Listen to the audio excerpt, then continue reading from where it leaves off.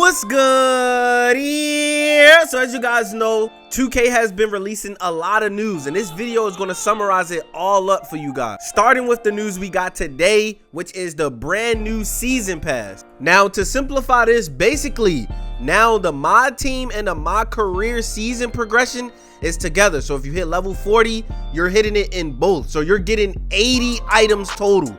So even if you never play mod team, or even if a mod team player never plays the part, you're hitting level 40 in both. You're progressing through both. So that is the new W change. Now, as you can see in this chart, you can play completely free. You can just get those to level 40 for free. You don't have to buy anything. But just like other games, you know, Call of Duty, Fortnite, the season pass is free, but you could purchase to get additional items. So we look at the pro version. If you do the pro version, you get a premium, you get 40 more extra items. So that's 120 total. We don't know what those rewards are. We would have to see if it's worth it. On top of that, season pass rewards, you get 2 more extra ones in each category. 2 for my team, 2 for my career if you do the pro.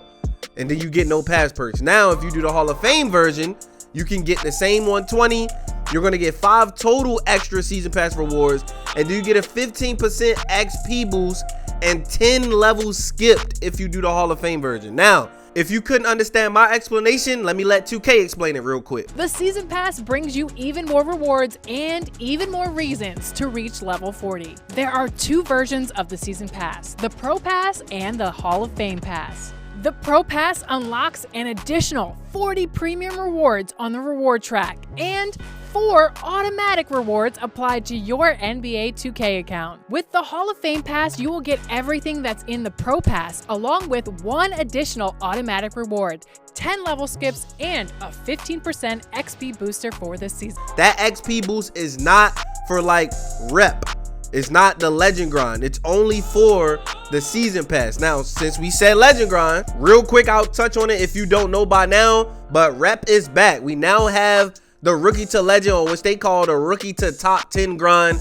That's back in the game. We actually have something to grind for, and it isn't tied to the seasons. It's a all year long grind, just like it was in the past. Like, all the information we got so far, we have all this news together makes this one of the best 2Ks, no matter what you say. It's looking like one of the best 2Ks. The only thing is, we gotta see the gameplay now. We gotta play it to see if it's enjoyable. We have things to grind for, and then we gotta see what the actual rewards are gonna be. See if they switch it up, because if they gonna make us pay for something, the rewards, the cosmetics, they gotta be crazy, bro, in order for somebody to pay for that, right? So all I'm saying is, so far they've given us everything we asked for. They increased the defense. They said paint defense is their main focus. Right now, it's people who have been testing the game, and they're saying lockdowns are looking overpowered. We gonna get into that because the video is about the new dribble system, so we're gonna talk about that. But I'm just saying, like, they're giving us everything we asked for. They took out quick drops because that's cheesy. Along with that, they took out limitless takeoff because people feel like that's cheesy. Now they even took out the 2 most overpowered builds in 2K23. If you don't know, you wasn't paying attention in 2K23, the 6'9" demigod is the build that everyone was making. Now it's out of the game, but it's not to say you can't make a 6'9" dribbler, but you just won't have a demigod exploit where you can have all these 99 categories and just be unstoppable and do everything. And it's the same thing with the 6'1" build. So these were the top 2 most overpowered builds for the meta that everyone used. If you were in a park or in a 3 setting, a lot of people would have the 6'9s, and then a lot of comp players would use the 6'1s. Now the 6'1s, they're not demigods, but they were overpowered. You could do everything extraordinary well except defense, but everything else could be 99, basically 99 3, 99 accelerated light. So what they're trying to say is, you won't be able to do all of that again. It's going back to, we know the builder kinda, it's back to like 2K20ish. So you're gonna have to make this your play shots, the BP type builds, the LaMonsta builds with the 2 ways. Like, you're gonna have to go back to those builds where you're kind of choosing 2 categories as your main thing. Like, I want to dribble, but then I want to shoot. But now you're not going to be dunking. Like, if you pick dribbling and shooting, you're not just going to be dunking like LeBron James with his packages and stuff like that. You can't get all of those categories like you can right now in 2K23. So that's where the balance coming in. That's where it's going to be tough. Now, another thing that's fire that I want to touch on is the new takeover system. So basically, when you chose takeovers in previous 2Ks, it was based on the build you made. So you had to make like something with a lot of defense to get a defensive takeover. But now it's broken up into just like those, 4 to 5 categories, and now physicals is now an option. So you got the defensive rebounding, you know, the regular categories, but now they added physicals to it, and you could choose any one. It don't matter which way you make your build, you could just pick any takeover at any time. And then along with that, choosing the takeover is still the plus 10 of the attributes of that category. And Mike Wang has confirmed, if you're at 99 and you choose a takeover to boost the shooting, like if you got a 99-3, you actually will get plus 10 towards a 99. So you can go past 99 attributes in 2K24. Now let's get to the topic at hand. Let's get to the video that we really here for, because this is what I care about. So we got my boy Fantaseason, someone who's a very comp player, and I trust his judgment because we are both comp players. If he enjoys the game and play tested it already and like what he see, most likely I'm gonna agree with him and like, because we are both comp guards in 2K every single year. So here's what he had to say. So basically, you have freedom to dribble this year and will not lose adrenaline unless you get bumped by a defender. So you guys, that is a new feature. You have to get bumped by the defender to lose adrenaline. So it's no longer when I speed boost to the right, I lose adrenaline. When I speed boost, I lose adrenaline. The lockdown has to get bumpy to stop you.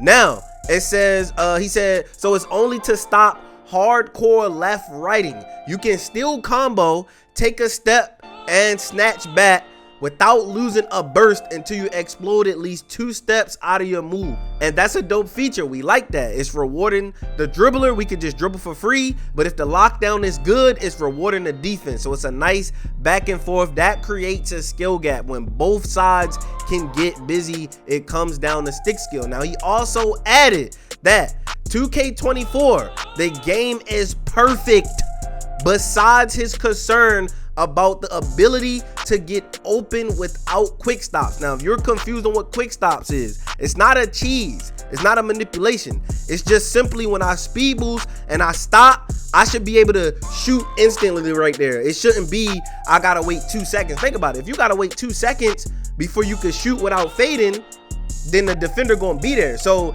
that's what made fading OP, if y'all don't know that. People don't choose, didn't want to fade. We're fading because you can't stop your player's momentum from being so fast, speed booting to the left. You can't freeze like speed boost. All right, now I want to shoot. You can't do that. So it creates fade. So since they took fading out, we would think we would have some type of quick stops, but it's not confirmed whether quick stop is in the game or not. Information that's given out about like, boom, no more fading on the 3-point line, and boom, you've seen Demi try to hint at the fact that, well, you may not need quick stop, yada, yada, yada. That's where I have a huge question mark in terms of, so, okay, you have locks who are already very good at the game with the sliding, with etc., and they will crunch a guard who can speed boost and fade on the 3-point line in this game already.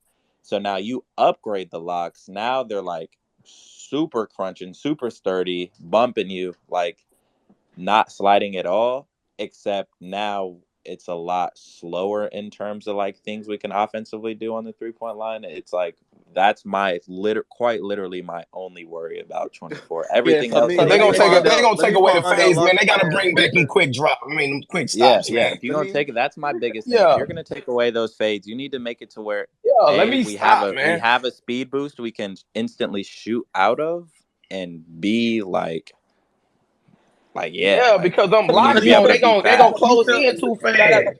So do you feel like the speed boost is quick enough to get us open though, if we're using the right move, or do you feel I don't know if they've like showed or given out information on that already, so I'm honestly just gonna like not speak on that, because that's just. Now, as you guys can see, he basically saying he liked the game. Like I said before, the only issue that he has is the possible ability to get open for a 3. Now, casual players might not understand what comp players have to deal with, but he explained that logic, and I'm gonna just elaborate on the logic. Just think about it. Like, y'all watching Pro-Am clips right now, so think about it.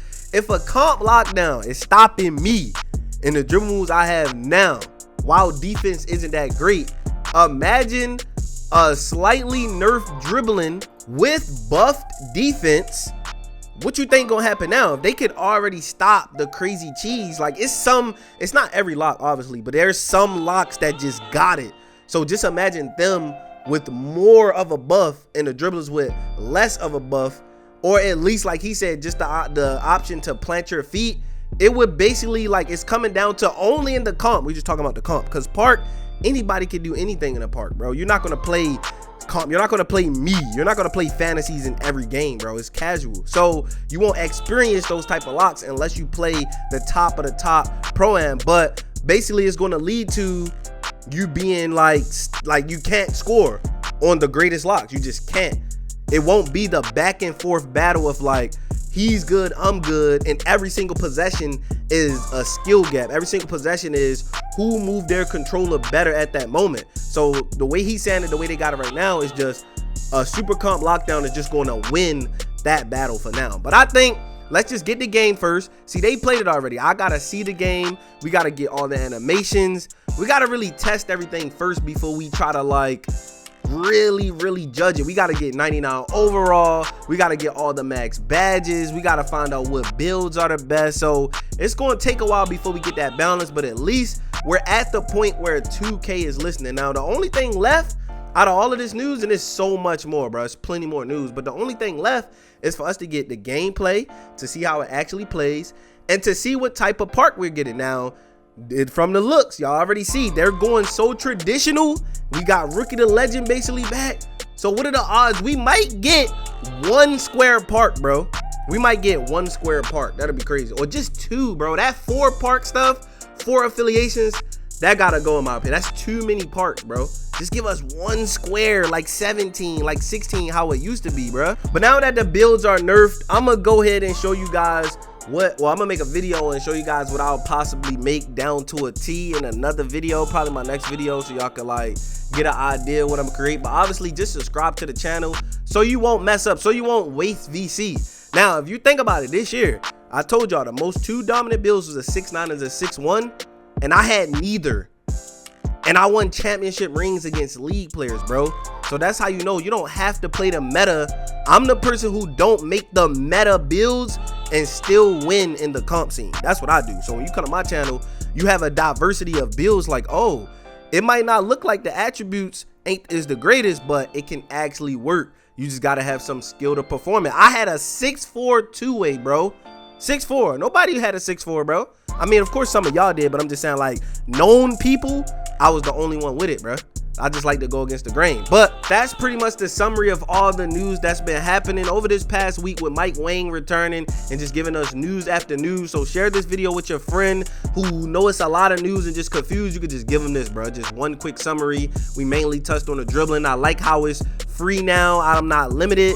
And then if I didn't mention, with that pre-order, that 25th anniversary, you can get 16 level skips if you get that version. So for the people who care about that, cool, you can get that option. And if I didn't mention it, they also said in an in-depth description of the season pass, you can literally pay straight to 40. I think it's $2 to skip a level, bro, if you want to do that. So for the people who want to do that, you don't even have to grind to level 40 no more. You could just pay all the way to level 40 every single season, bro.